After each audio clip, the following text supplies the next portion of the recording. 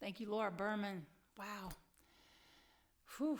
I texted her the other day and I was like, okay, I'm in tears again listening to your music. Those two songs really just take me there. Sanctuary and Everything That I Am. Thank you, Laura. Let's hear some of those lyrics again. Everything that I am, everything I am.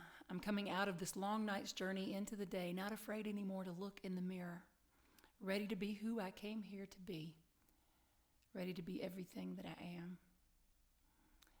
And then, of course, prepare me to be a sanctuary, a living sanctuary. You know, I've heard it said that the longest journey is from the head to the heart. And then this morning I was thinking actually another long journey is to the mirror with love. Being all that I'm here to be, not afraid anymore to look in the mirror, to love what we see there. That's one of the longest journeys that we have. And when we can do that, well, I should say until we do that, we're shutting off the divine flow. We're shutting off the divine flow and all the things that we could be causing in the world individually and collectively. And so I think about that, and I think of our dear, sweet Melissa Summerlin, sharing with permission, by the way. She was in my Living in Solution class last year, but she was also in the one a few years back. And in that first Living in Solution class, she came into class and she was a bit guarded, you know. She's a soldier, that one. And she knows how to handle business. But she came into class and she was a bit guarded, as she would admit. And we started talking about loving ourselves. And I said, yeah, you know, one exercise you could do is look yourself in the mirror every day and say, I love you. And she went, I'm not doing that. And I was like, why not? She goes, I don't look in the mirror. I'm like, your hair is perfect. Like all the time, you have it just right, how you like it. So how do you do that without looking in the mirror? She goes, oh, I look at my hair, but I don't look at the rest of me. And my heart just like burst open. I think I did get up and hug her. Like, girl, come on now. She said, I don't want to see myself. Now, since then, so much has changed. So much has changed. She's now looking in the mirror. She during that class, or maybe shortly thereafter, she started looking in the mirror when she got ready in the morning. Now, that may sound like a simple thing, but it's a huge thing because we have to be able to be at peace and at home with our soul, with who we are and who we're here to be, right? And so now, fast forward some years, and man, Melissa is thriving. I could not be happier for this woman. She's amazing. Her life is just fantastic. She loves her job. She loves her home. She's getting a new home that she's going to love even more. She loves her car. She loves her friends. She loves her life. And she looks herself in the mirror. She's loving herself. You see, when we are holding on to, excuse me, to unworthiness or lack of self-love, that's toxic to the soul. I was listening to one of my teachers, Sheikh Kabir Hominsky, the other day, and he talked about how breath is essential for life, but have you thought about the fact that the awareness of the breath is the substance of the soul? The essential nature of our soul is that awareness of our breath. The awareness of our breath. And I'm getting back to the toxins of our soul here in just a minute, but the awareness of our breath is spirit. It's the essence of who we are. You see, the Latin word for spirit is spiritus. And that means to breathe. So that takes us back to the root of breathe is spire. So are we here to, spire like inspire or expire? Are we here to inspire or expire? Are we here to hold our breath, hold off spirit, or breathe into life and let life breathe through us? You see. He goes on to talk about how we can create soul immunity. That's what he calls it, soul immunity, to relieve us of the soul toxins of unworthiness and negativity and old patterns, not good enough and stuff like that. But first, let's talk about getting to that point. He says, bringing conscious awareness and an open heart to each breath is how we start with creating this soul immunity. He says, bringing conscious awareness and an open heart to each breath creates emptying of the distractions of worry and doubt and fear and old habits. And that takes us to being receptive, because when we empty out, if you have a container and it's full of stuff, you can't put more into it. So if it's full of negativity and worry and distraction and fear and anger and all this stuff, You can't put the good in. So as we empty out, then that leads us to being receptive to the inflow, to the breath, to the essence of who we are and why we're here, and to that spirit of life moving through us, and to being open to the vitality of life and being guided by it. And that's getting into that essence of who we are, that substance of the soul, living from that place. He went on to talk about a suggested practice. He suggested reading the last 3 surahs, or chapters of the Quran. He said the 3 are this. If you break them down into, just everyday language, the 3 would translate to this. 1 is the affirmation of non-duality. Only one divine reality, only one power and presence, only one loving creator, one. And the second one is taking refuge from he called it the mischief of others. How about the misgivings of others, the unskilled actions of others? Taking refuge in the knowing that there's only one, taking refuge in that non-dual knowing that there is one divine reality, allows us refuge from the mischief of others. And 3, he says that's where we can also take refuge from the negativity and the whisperings of others, but also of ourselves. Take refuge from the whisperings of negativity from ourselves when we realize that there's only one, because if that's true, then, and it is, then we know it's moving through everything, and that includes us. So again, this leads us to this soul work, this soul immunity, immune from not being worthy, not being good enough, immune from the whisperings of negativity within or without. This helps us breathe into life, right? It helps us breathe into life to remember that there's one power, one presence. It's God the good, by whatever name we give it. It helps us breathe into life, not hold our breath. It helps us live to inspire, not live waiting to expire. I've had some friends pass in the last week. Some wonderful people, Dan Monty and Karen Nance McCarr, and friends of mine I love dearly. And I was part of Karen's celebration of life the other day, and her friend Todd told this story. I didn't realize this about Karen. She loved marbles, and she would give marbles away. Now, I'm not sure about all of the ways that she used marbles in her life, but I'm going to tell you the story that Todd shared during the celebration of life. He said that a man woke up one day to realize, it's time I start living. He added up, the average expectancy of a person. I think he said 75 years. I'm going for 112 personally, but he added up the average life expectancy, and then he subtracted how much he'd already lived, and then he said, okay, that leaves me with X amount, and in his case, it was 1,000 Saturdays. 1,000 Saturdays left in this life, hypothetically, he says. So how do I want to live them? I want to live them aware and conscious and having adventure and having joy and having fun and connecting with people I love. I want to do it coming from the substance of my soul. Well, maybe he didn't say that, but you can imagine that that's what he's going for, right? And so he went out and he bought marbles. He bought out several different stores of marbles until he had 1,000 marbles, and he put them in a jar, a big jar, I imagine. And every Saturday, he would give a marble away.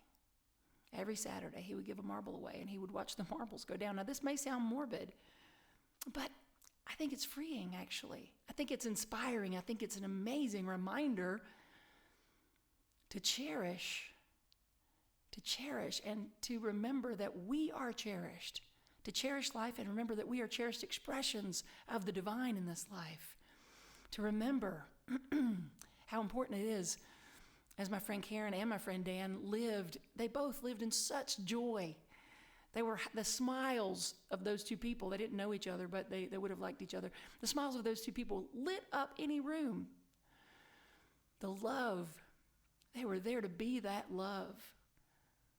When we're living from the substance of our soul, we are showing up to be that love. But we have to have the love for ourselves, the love for our divine creator, the love for life. Last week I talked about having an intimate relationship with life, but we have to have, that includes having that intimate relationship with ourselves and with the divine. Having self-love, self-care, making that a priority. Is it your priority? Is deepening your roots, your connection to source, is that important? Is that a priority for you? Look at your life and see how much time you're spending on that. That's how you know. Do you take time every day to be in prayer meditation, to be in contemplation of the good? Or are you spending it in worry and negativity and the whisperings that aren't serving you, that are toxic? Are you living in joy, having adventures? I have more adventures now than I've ever had in my life, but there's still way more ready to happen, and that's largely because of my wife. She loves adventures, and I promised her after hearing that marble story, we're going to have a lot more. But are you living your life connecting to others, having joy, having adventure, having self-love, having love exude from you? This emptying out and filling back in, letting life be a reciprocal dance. It's like breathing, right? Release and then allow in. That's what we do when we're doing our spiritual mind treatment, which is our affirmative prayer. We're releasing.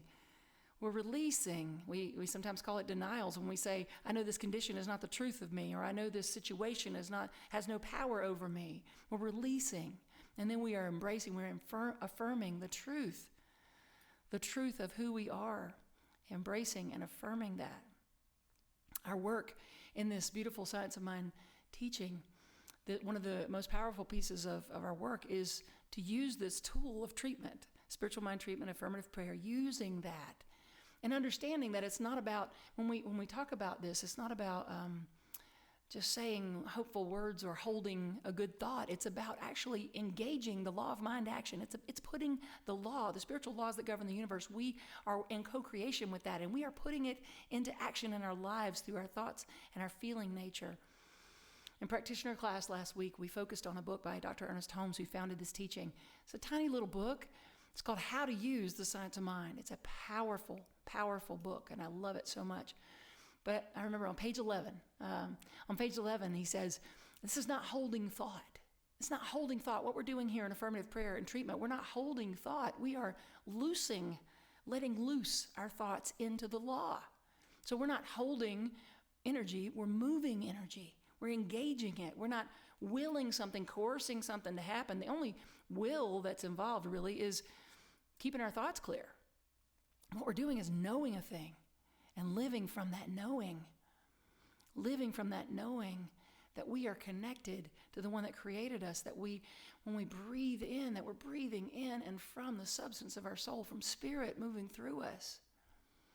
In the Science of Mind reading today in the magazine, there was a story about the squirrels and how they playfully jump from one thing to another, and how they just seem to be outrageously jumping from one impossible limb to the next, and encouraging us to be that carefree. We have one that every day he hangs upside down and eats all the birdseed out of my bird feeder. I used to be upset by it. Now I find him quite amusing. And so are we being in life in that way, with this carefree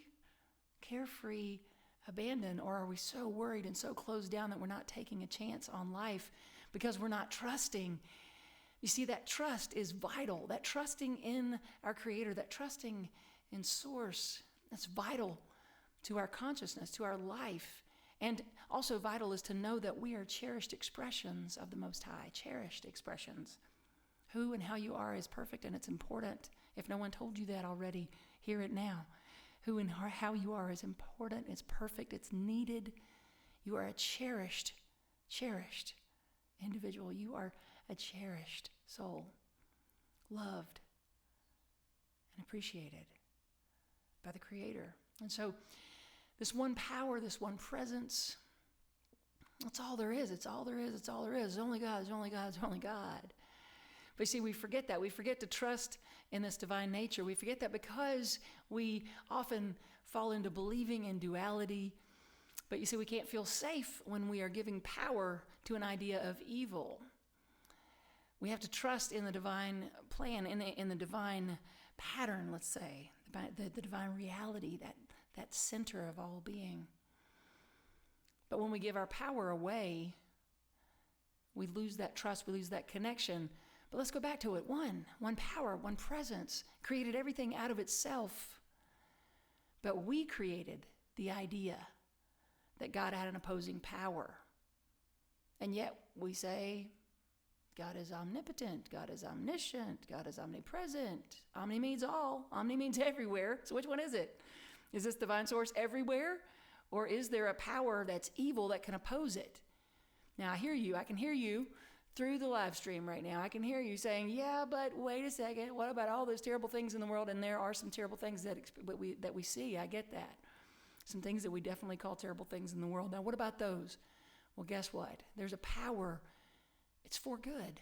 And it moves through this universe. There's a power for good in the universe, and you can use it, Dr. Ernest Holmes said. But we were also so fortunate, so blessed that we were given free will. And so we get to choose if we're going to use this power intelligently or unintelligently.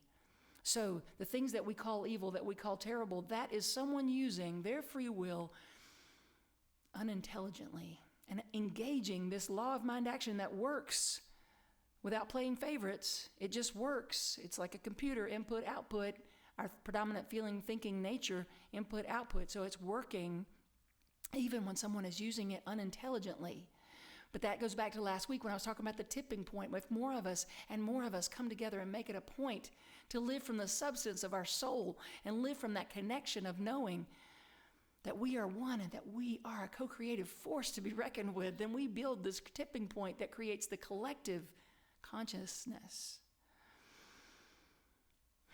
Last week I also talked about that we could get bitter or we could get better, right? And I left you with that idea of a paradox. But wait, you told me to surrender to what is, and yet you're telling me to be dedicated to the best version of myself, the better me. So here's the thing. Your essential nature is already as better of your best as it's going to be. It's already there. So it's really less about becoming and more about revealing. It's all about how much we are allowing the substance of our soul to flow through, how much we're allowing that expression to come through, how much we are identifying with the true, the divine reality, not the small letter reality. That's how we distinguish it. The capital R reality is that there's a power and a presence for good, and it moves through all things, connecting all things. The small little r is what we call the effect in land of cause and effect. We call the effect, that's things that show up in our world that are the outpicturing of our thoughts and our feelings, individually and collectively. So individually, it is a time, it's a time collectively and individually for deepening, for stretching our roots, our connection to our Creator, for stretching into and revealing and expressing all that we're meant to be, to lift off and soar. I'm thinking Laura Berman songs again right now. She has a song called Roots that I love so much. Oh, she starts playing it and I start to cry. It's a thing with a lot of her songs. But it says, feed my soul. Deeper than I've ever known, this roots me down. This connection, it roots me down. If you're not rooted down, if you're not having soul immunity, it's because you've filled up with soul toxins and it's time to empty those out. And we do that through letting go of the whisperings of negativity from self and others. We do that by coming back to the substance of who we are, the essence of who we are. We do that by engaging this law of mind action positively in our lives and in our world. Another song called Lift Off.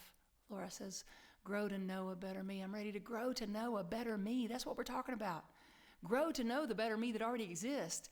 When we do that, we lift off and we soar. We fly. And as we do that individually, we do that collectively because we're part of this bigger picture. We're part of this greater whole. You know, since I'm talking about roots, I think back to camping in the redwoods out in California. Oh, it's majestic. It's magic. I love it so much. These trees are so ancient and so huge.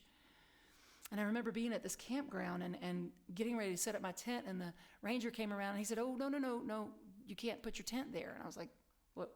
But I'm at the foot of a redwood tree. Who wouldn't want to do that? He said, you don't understand. We need to preserve the redwoods. I'm thinking, this tree's as big as a house. What am I doing to hurt this tree? And he said, it's okay. A lot of people don't understand that redwood trees have the smallest roots. Now we're talking the biggest trees, right? Some of the biggest trees in the world have the smallest roots, but they have the most roots. So they don't go down far, but they spread wide. So I'm encouraging us to dig deep and stretch deep and wide.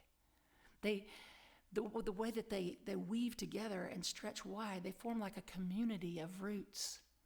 That's what we are. We're a community of roots, of like-minded individuals here to create a world that works for everyone, here to be the change we wish to see, here to create a world by being different in it, create it differently by being different in it, that weaving that community of roots that hold up a big vision. That's what we're being called to do when we live from the substance of our soul. We're doing that. So take your conscious awareness of your breath, your open heart, and take that into life. Trust in the intelligence and the love of the one that created you. Know it's moving through you. It's moving through all of life, connecting us, holding up a bigger vision. Allow that to come through. Live from the substance of your soul, your essential nature, not the personality, the ideas like I talked about last week, the stories that we've made up that's important. No. What's important is the essence, the breath of who we are, the spirit of who we are, the spirit of that essential soul. So say with me, I am ready to be who I came here to be. I am ready to be who I came here to be. I'm ready to be all that I am and do the work that needs to be done by me. I'm here for that. I'm here for that. I'm ready to be who I came here to be. I'm ready to be all that I am and do the work that is meant to be done by me. And so it is.